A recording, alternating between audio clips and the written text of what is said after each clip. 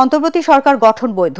সংবিধানের ১০৬ অনুযায়ী সুপ্রিম কোর্টের মতামত নিয়ে অন্তর্বর্তী সরকারের শপথের বৈধতার প্রশ্নে লিভ টু আপিল পর্যবেক্ষণ সহ খারিজ করেছে আপিল বিভাগ। প্রধান বিচারপতি সৈয়দ রেফাত আহমেদের নেতৃত্বে ৭ বিচারপতির পূর্ণাঙ্গ বেঞ্চ এই আদেশ দেন। এর আগে মঙ্গলবার অন্তর্বর্তী সরকার গঠন ও শপথ বৈধ ঘোষণা করে হাইকোর্টের দেয়া আদেশের বিরুদ্ধে করা লিভ টু আপিলের শুনানি শুরু হয়। ওই দিন শুনানিতে আইনজীবী শিশির মনির বলেন, জনগণের বৈধতাই সবচেয়ে বড় বৈধতা। বৈধতার ভিত্তিতে জনগণের আস্থা ও বিশ্বাস।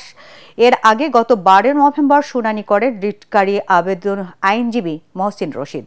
সংবিধানের ১০৬ অনুচ্ছেদ অনুযায়ী সুপ্রিম কোর্টের মতামত নিয়ে অন্তর্বর্তী সরকারের শপথের বৈধতা চ্যালেঞ্জ করে গত বছরের ডিসেম্বরে হাইকোর্টে রিট করেন এই আইনজীবী। পরে রিট খারিজ করে হাইকোর্ট বলে, দেশের জনগণ বৈধতা দেয়ায় অন্তর্বর্তী সরকার নিয়ে কেউ প্রশ্ন তুলতে পারবে না। পরে তিনি আপিল বিভাগে আপিল করার অনুমতি চেয়ে আবেদন করা হয়।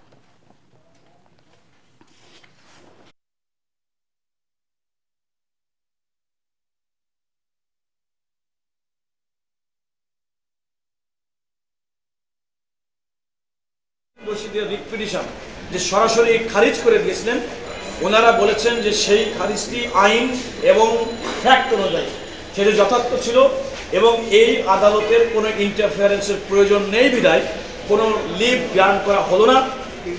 এই কারণে আপিল বিভাগেও তার এই আবেদনটি লিভ পিটিশনটি সরাসরি খারিজ করে দিয়েছে। ফলে যেটা হলো, প্রকারান্তরে এই অন্তর্বর্তীকালীন সরকারের বৈধতা নিয়ে যারা মহসিন রশিদ যে সুপ্রিম কোর্টের হাইকোর্ট বিভাগে রিট পিটিশন দায়ের করেছিলেন তার কোনো সার্বত্তা ছিল না, থাকলো না। প্রকারান্তরে বর্তমান অন্তর্বর্তী সরকার যে পরিচালিত হচ্ছে জনগণের মতামতের ঐক্যমতের ভিত্তিতে, সেটাই প্রকারান্তরে স্থায়ী হলো কিংবা স্থাপিত হলো। Thank you.